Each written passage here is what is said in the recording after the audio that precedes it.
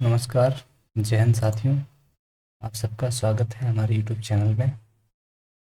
साथियों, आज बेहद ही इम्पोर्टेंट टॉपिक लेके हम स्टार्ट कर रहे हैं और काफ़ी सेंसिटिव टॉपिक है।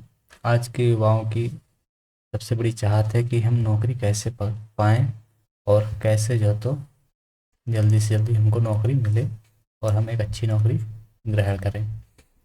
तो यहाँ पे कुछ समस्याओं का हम लोग समाधान करेंगे। ठीक है, उसको समझेंगे। सबसे पहले हम लोग क्वेश्चन की कैटेगरी देख लेते हैं कि आज हम यहाँ पे क्या क्या क्वेश्चन लेके आए हैं। ठीक है, तो पहला क्वेश्चन है सरकारी नौकरी कैसे पाएँ। उसके बाद आपका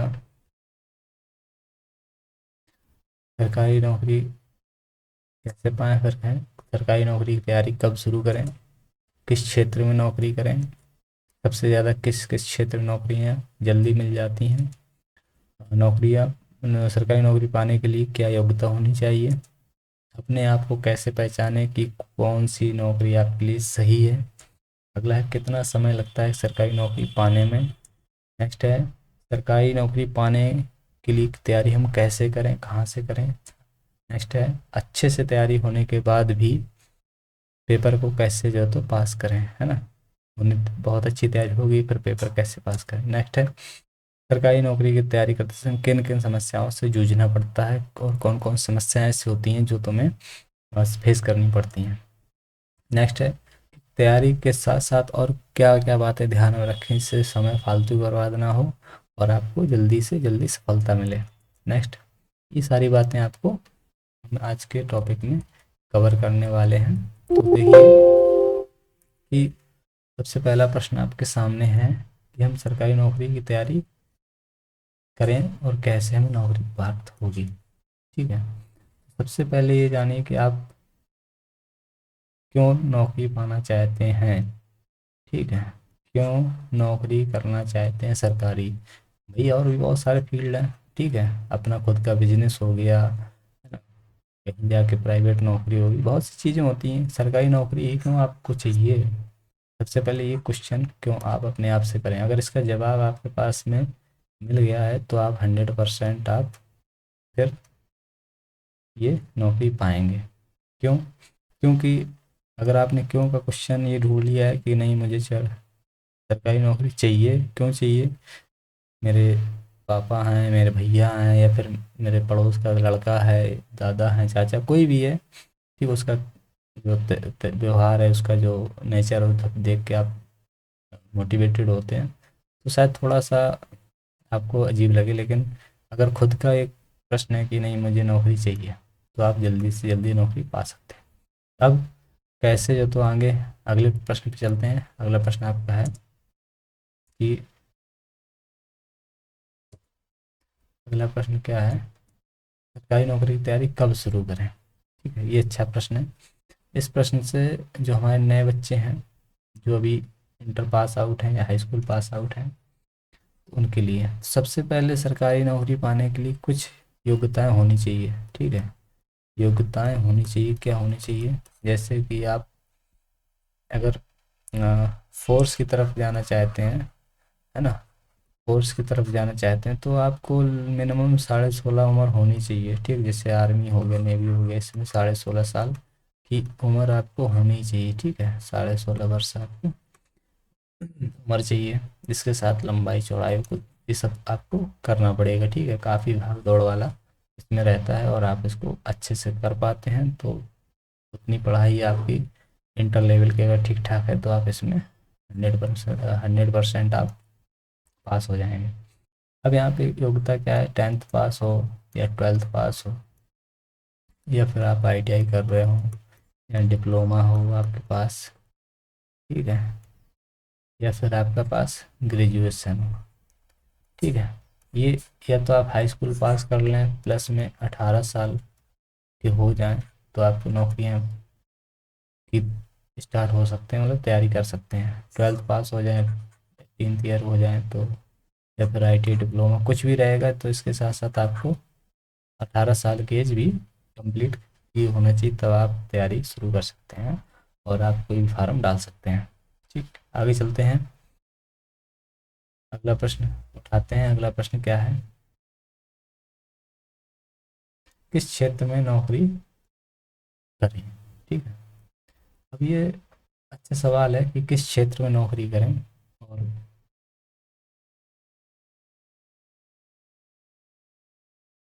देखो, यहाँ पे क्वेश्चन है कि किस क्षेत्र में नौकरी करें, मतलब क्या है इसका,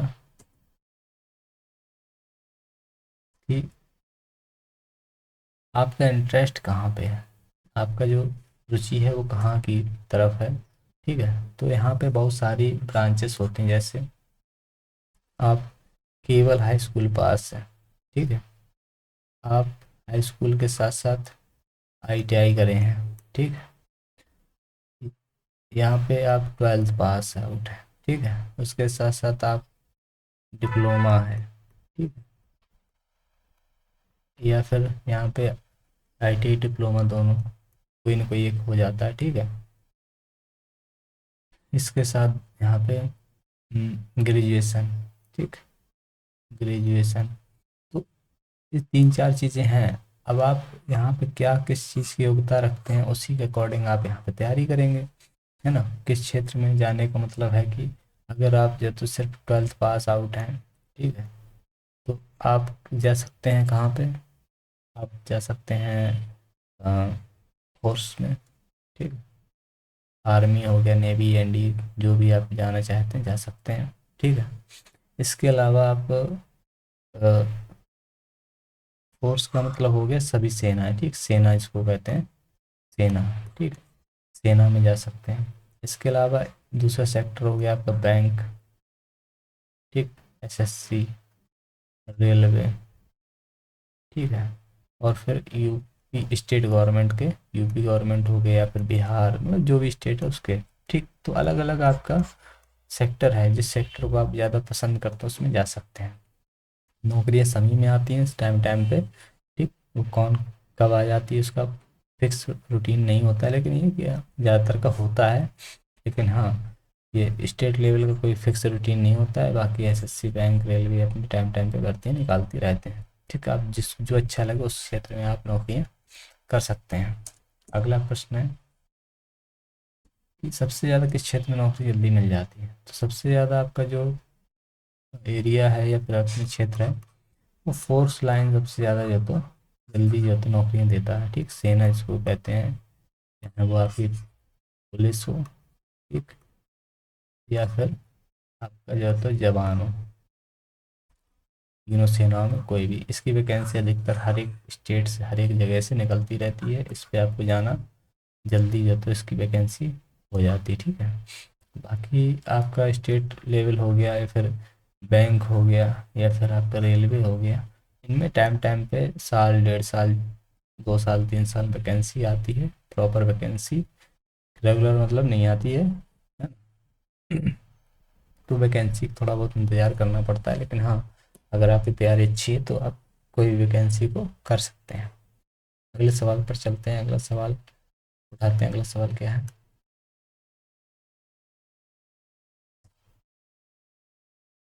सरकारी नौकरी पाने के लिए क्या योग्यता होनी चाहिए। देखो, ये क्वेश्चन का आंसर हम पहले कर चुके हैं।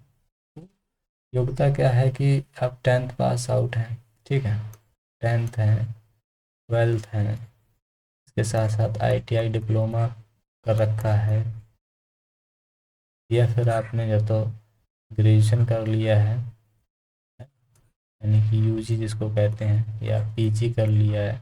तो जैसे जैसे बस आपको 18 साल जो उम्र है, ठीक है, ये अगर आपने कर ली पूरी और हाई स्कूल है पास में, तो बहुत सारी वैकेंसी आपको देखने को मिलेंगी इसी से, ठीक। वैसे वैसे धीरे धीरे करके आपकी जैसे जैसे योग्यता बढ़ती जाएगी, वैसे वैसे आपका फॉर्म भरने की योग्यता बढ़ती जाएगी। आप जैसे जैसे इसमें योग्यता रखेंगे, जैसी योग्यता रखें उतने ज़्यादा आप फॉर्म भर सकते हैं, ठीक है। तो मिनिमम आपको हाई स्कूल पास होना चाहिए और 18 साल की एज कंप्लीट किए होना चाहिए। अगले सवाल पर चलते हैं। तो अगला सवाल क्या था,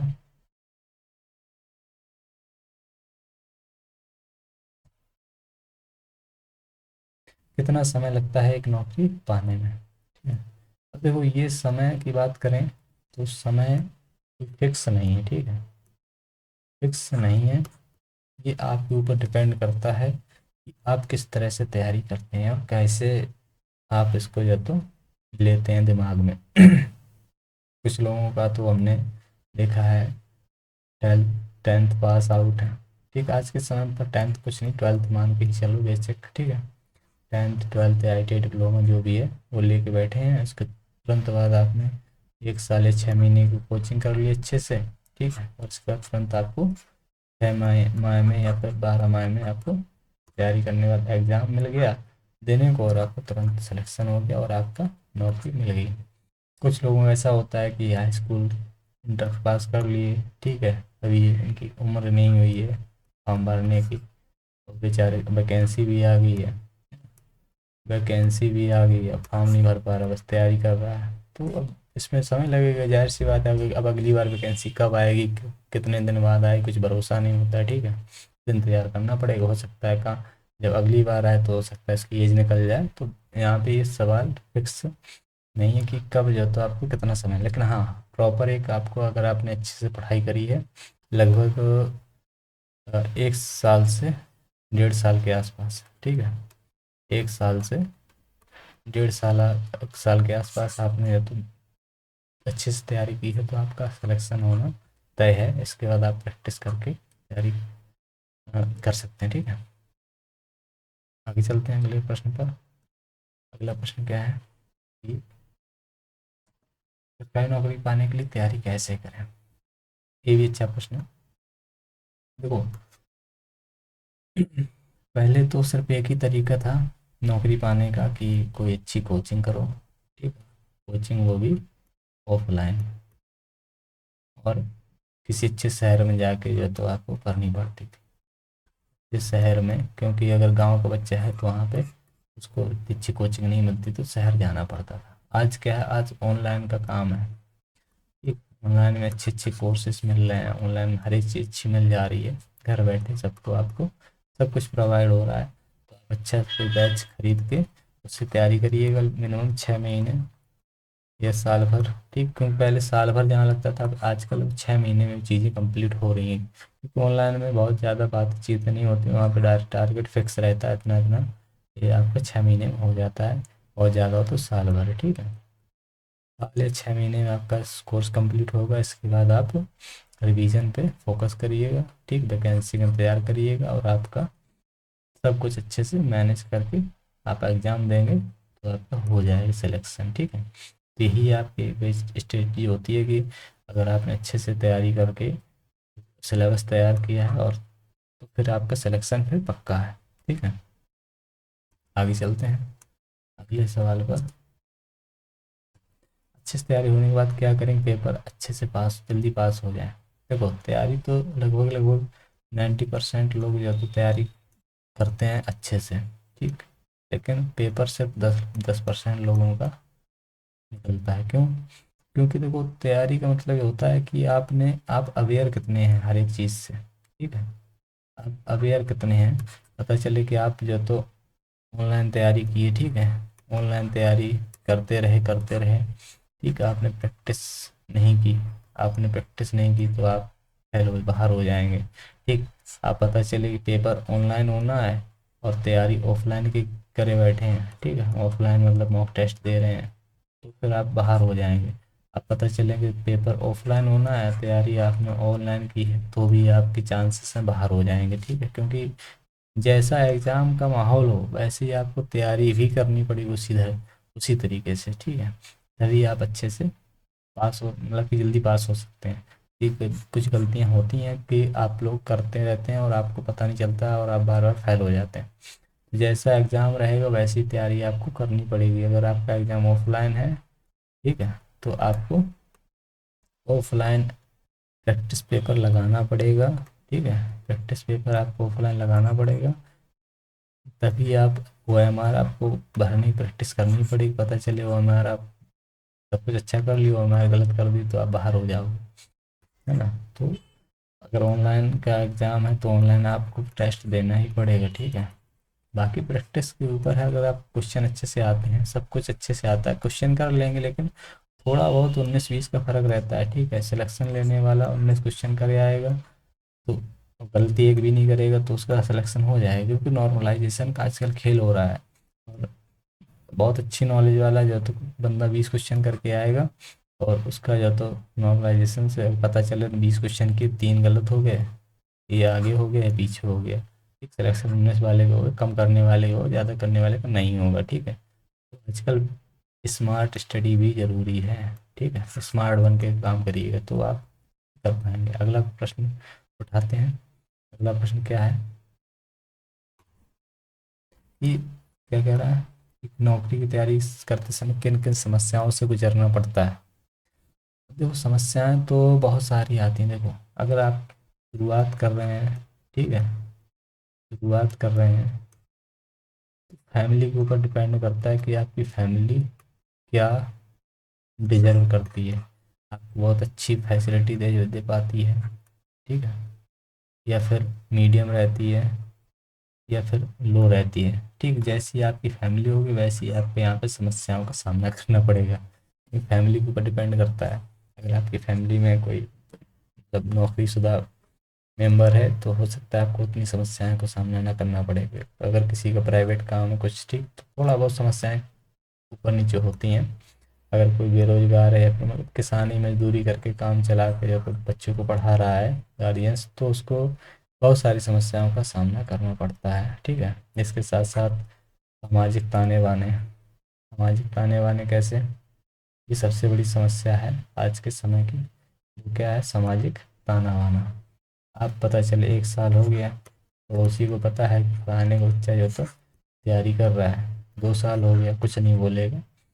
जैसे 2 साल हो जाएंगे, कोई सिलेक्शन एक आध दो पेपर दो भी नहीं होगा तो पड़ोसी पर चिल्लाएगा, चार जगह मुँह बताएगा कि फलाने का बच्चा पढ़ रहा है, वो सिलेक्शन नहीं ले पा रहा। तो ये सबसे बड़ी समस्याएं हैं। तो आप पेशेंस रखिएगा, किसी के कहने पर मत जाइएगा। ठीक है, अगर आप अच्छे से तैयारी कर रहे हैं तो आपका सिलेक्शन 101% होगा।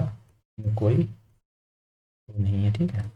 वैकेंसी है, उनको नहीं पता होता कि आप कितनी मेहनत कर रहे हैं। ठीक, आपकी मेहनत का अंदाजा सिर्फ आपको पता होता है, आपकी फैमिली को पता होता है। ठीक है, फैमिली को भी इतना नहीं पता होता जितना आपको पता होता है। ठीक, अगर आप अच्छे से मेहनत कर रहे हैं तो आपका सिलेक्शन होगा, कोई कुछ भी कहता रहे। चलते हैं आगे अगली बात, अगले सवाल पर। अगला सवाल क्या है? तैयारी के समय क्या क्या बातें ध्यान रखनी है जिससे फालतू समय बर्बाद ना हो। तो देखो, तैयारी करते समय क्या याद रखना है आपको, सबसे पहले आपको बता दें कि डिस्ट्रैक्ट नहीं होना है, भटकना नहीं है। ठीक, भटकना नहीं है। अगर आप समय से नौकरी पाना चाहते हैं, आजकल के बच्चों में भटकाव बहुत ज़्यादा हो जाता है। पता चले कि सर, नौकरी का मतलब होता है कि आप तैयारी करने आए हैं, ज़्यादा से 6 महीने या 1 साल दीजिए, अगर वैकेंसी टाइम से मिल जाती है, ठीक है, उतना ही कल काफ़ी है। भटकाव कैसे? फ़ोन से भटकाव हो रहा है, ठीक है, फिर महिला मित्र से भटकाव हो जाएगा। ठीक है, वो महिला पुरुष, लड़कियों और लड़कों की दोनों के लिए है। ठीक, महिला और पुरुष मित्रों का जो भटकाव है वो भी काफ़ी होता है। और फिर तीसरा आपका ये नौकरी भी मिल जाए, वो भी मिल जाए, ऐसा मिल जाए, वैसा मिल जाए, बहुत सारे आपके भटकाव होते हैं। ठीक है, तो ये इन सब में नहीं पढ़ना है आपको। सबसे पहले अपनी जो स्टडी है, सिलेबस है, ठीक है, सिलेबस है उसको अच्छे से कवर करना है।